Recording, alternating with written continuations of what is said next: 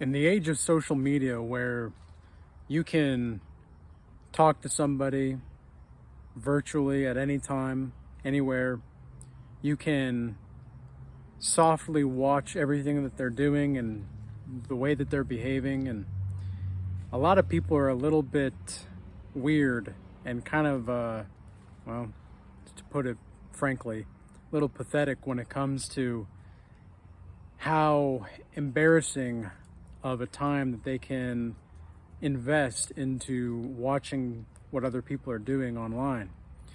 And especially when it comes to dating and the dating marketplace nowadays, I think that social media has become this amazing tool if we have but the will to really see it for what it is, that it could be a connecting device of all different kinds. And yet, you know, we use it for many different degenerate reasons, and it's made ghosting a lot easier. It's made just dropping people like they never even mattered pretty easy. And I think that this has played a factor into our lives in general. And this is something that some other people have brought up on my channel recently that I think is worthy to discuss more about, is that it seems to me as though people think ghosting is like a terrible thing, and kind of it's not a really nice thing to do to somebody. But at the same time, you have to recognize that you dodged a bullet, because that person likely does not respect you. This person does not care whether or not you are going to be living for the future or going anywhere to the beyond. They're betting against you. This is something that you have to recognize as well, is they're betting against you, and they're hoping that you're going to see them be with somebody better. That's what ghosting really is about. They don't respect you. And you might have moments where you might not talk to somebody for a day or two here and there, and I don't think that's a problem. But some people get so caught up with wanting to communicate with the people that you're in a relationship with all the time that you view a couple hours of no talking to be like some disaster. And I think that we must take a more mature approach to how we view ghosting, because ghosting is not really that complicated to understand. The person doesn't have respect for you. They don't really care what's going to happen to you or your humanity, for that matter, because they don't care about your emotions or feelings or anything like that. It's better to just let it go. You have to learn the art of letting go and the art of surrender, especially when you're trying to become a better person. It's really important to understand that not everybody's meant to keep you. Okay, they might be really good people, but not everybody's meant to keep you. And you're trying to focus so much on keeping them that you don't realize that they also have to keep you too. All right, this is something a lot of men, in such a feminized society that we live in, the men perceive themselves as being somebody that doesn't need to be kept. It's like, have you ever met a man that values himself and that sees himself as someone that is not worthy of respect? A man that does not see himself as worthy of being respected, a man that doesn't view himself as worthy of being respectable, is a man that is not going to get very far in his life at all. Because if a man can't respect himself, well, and how does a man respect himself? He respects himself by having discipline, by doing what he says he's going to do. If you tell yourself you're going to do something and you don't keep that promise to yourself, you are literally betraying yourself before you. And I think that a lot of men are not used to having accountability for themselves. They need other people to hold them accountable. And there's not really anything wrong with that. But there is a kind of godlike mastery that comes into play when you are actually able to hold yourself accountable. And I am holding a free godlike mastery initiation class next Saturday at 2 p.m. Eastern Standard Time. Links in the description box below for that, to check that out.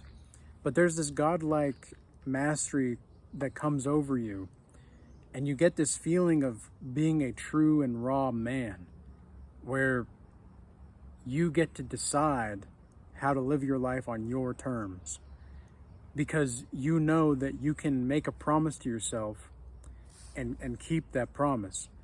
You know that if you say to yourself, I'm going to be eating clean 6 days a week. I'm going to have one meal per week where I'm going to go all out. If you commit to that and you accept that you're going to be disciplined those other 6 days, but that one night, that one meal, you're going to be able to just let go, and you make that commitment, it's almost like your words start to have this deeper meaning, and it carries more weight behind you, because not only are you making promises to yourself, but you're also keeping them. And therefore, whenever you make a promise to somebody else, the likelihood of you keeping that promise is going to increase.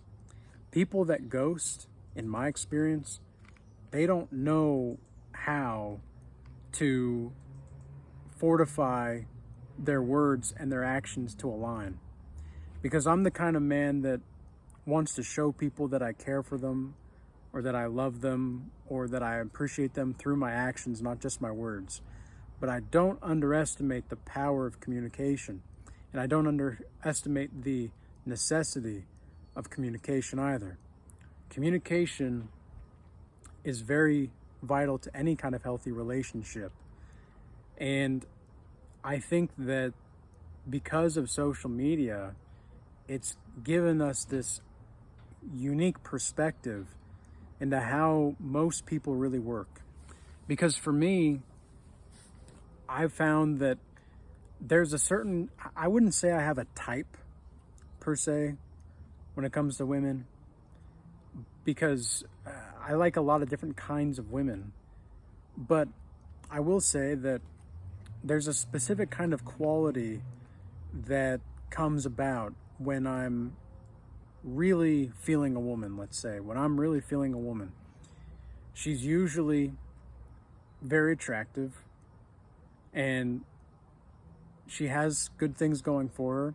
She's probably educated, whether it's at the university or on her own.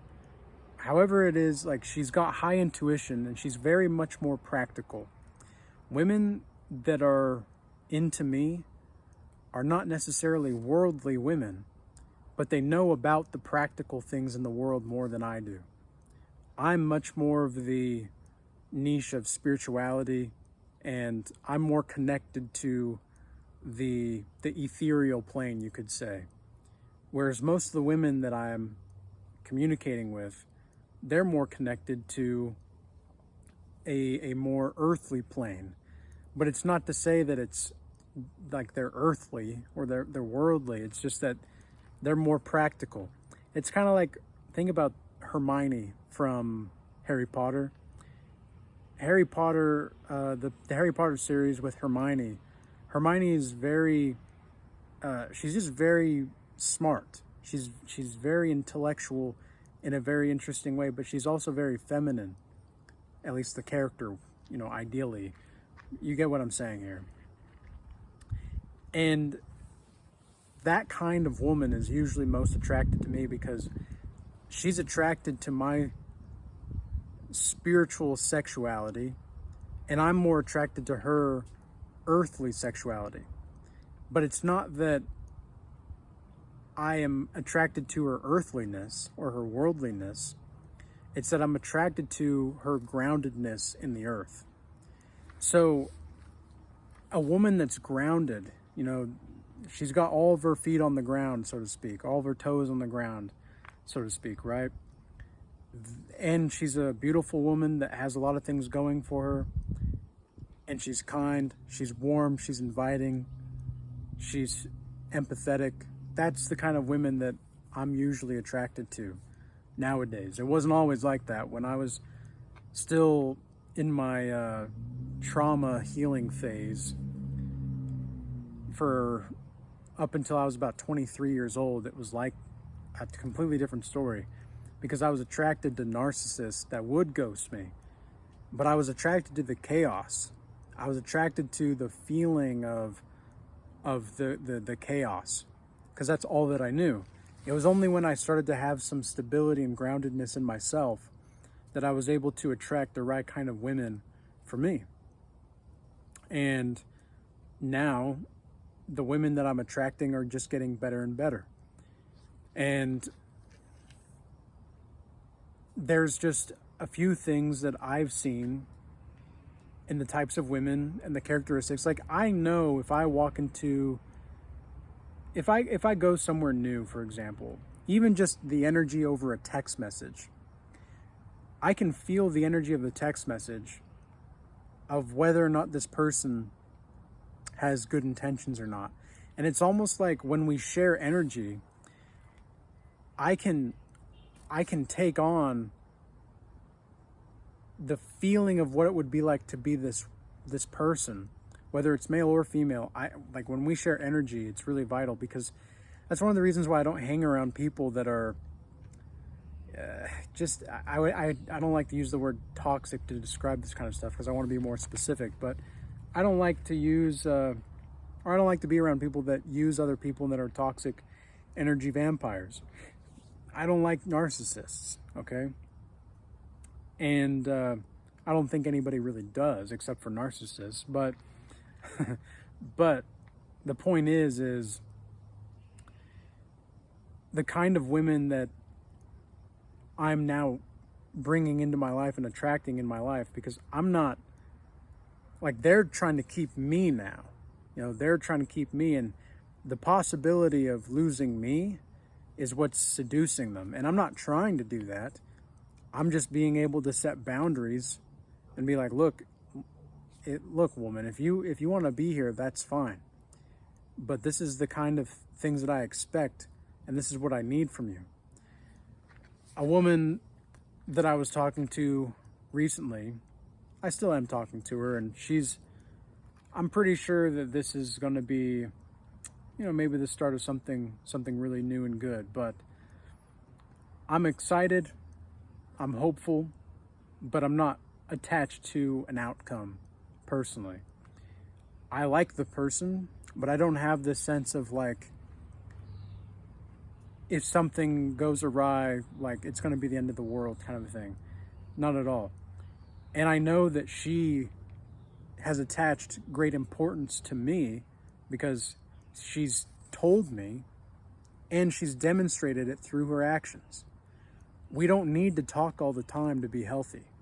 We don't need to be around each other all the time, or to communicate all the time, just in general, to be in a healthy understanding of one another. We just don't. And the yearning for desire is going to be way more profound to a psyche of the human being than any kind of desire for, like, intimacy, I think. I think understanding is a form of intimacy per se, but I think that there's a sense of devotion to understand when you're in a relationship, or you're striving to be in a relationship with somebody. And these kinds of people are going to feel your energy too, and they're going to like that. And I don't think that, like, obviously you can't have 100% accuracy on what you're going to be deeming to be true or not true in a person, because sometimes you just have to trust the person. Well, maybe not trust, but you just have to love the person and trust in their intentions. If they've shown for the previous intentions and actions that this is actually what they want to do, this is actually something they want to pursue, right? They're not lying to you, basically. If you're around somebody like that, all of those people that you ghosted, like, God was showing you who they really were. You didn't miss out. You didn't lose out on these people. God showed you what kind of people these truly were. He showed you their true colors, and I think the best course of action is to recognize it is what it is, and move on with a sense of dignity and grace. Because anybody that ghosts you, they probably either don't respect themselves, or you've maybe done something to make them ghost you. Me, myself, I'm very protective of my privacy and my energy right now. Like, I have a very select circle that I want to be around. I don't want to be around a ton of different kinds of people. Sure, I'll be around certain kinds of people. Is that the ice cream truck? Really? I guess it is almost June. It's June tomorrow. I'm a little just surprised that the ice cream truck is already out. Crazy. You know, that's really good marketing. I just thought about this. You can tell it's an ice cream truck just by the sound. Like, they don't need to market anything. They just need to play music and drive by your house. That's pretty efficient marketing, actually, you know, now that I'm thinking about it. But, you know, the point is, I forgot where I was. Oh, yes. If you want to be around somebody that's high quality, that cares more about quality than quantity, you're going to have to make certain sacrifices yourself, and you're going to have to do certain things yourself. And you're going to have self-discipline. You're going to have appropriate actions to take that demonstrate to you that you're trustworthy to yourself. Because if you can't trust in your own experiences, why in God's name are you, not in vain, but why in the name of the Lord would you think and suspect that somebody else should value your experiences and treat your experiences with trust either? You know, just some food for thought there. But I think that, you know, just being a quality person, it comes down to, well, knowing what do you want. I cannot tell you how many times I've been on calls with men and women for my one-on-one mentorships. And I say, well, you know, do you want to be married someday? Well, kind of. It's a yes or no question. Do you want to be married someday? I guess so, yeah. Okay. Do you want to have any kids? Maybe. It's like, okay, have you thought about this? Have you thought about what you want? Because how do you expect to attract somebody that wants similar things as you when you don't even know what you want? So the first step would be to know what you want. Now, me, myself, I don't want to get married legally. I'm going to be saying my vows before Christ and before God. I would prefer to just get married in nature somewhere on top of a mountain with the woman that I am going to care for the rest of my life. And she's going to be the mother of my kids. And I want 3 kids. I want 2 boys and a girl. I want to be married, but not legally. So I'm going to say my vows before God, right? And we don't need a big party or anything like that. It's going to be between us. And I just want a beautiful woman that I can enjoy to be around. She can expand my soul I can expand her mind, and we can enjoy each other's company as we either travel the world and do business together. Maybe, like, because I think being in a marriage of some kind is a business. But, you know, I want to leave something behind for my family legacy. I want to create something that they can have. I want to learn as much as I can so that they can have something that they can take with them. I know what I want. And I'm attracting those kinds of people. Not everybody's going to be a needle in a haystack. Yeah, not everybody's going to be a needle in a haystack, right? You're not going to find that needle in a haystack just like that. It's going to take some time, and it's going to take some patience, and it's going to take some working on yourself. But trust and believe that all these people that have ever tried to ghost you or have ghosted you, man, you dodged a bullet. Or woman, whoever's watching this, you dodged a bullet. Huh. These birds are like dancing over there. That's kind of cute. But anyways, guys, I hope that this video was useful and insightful for you. And,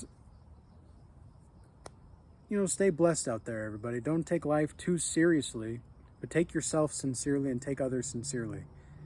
And trust God, trust the process, and everything's going to be all right.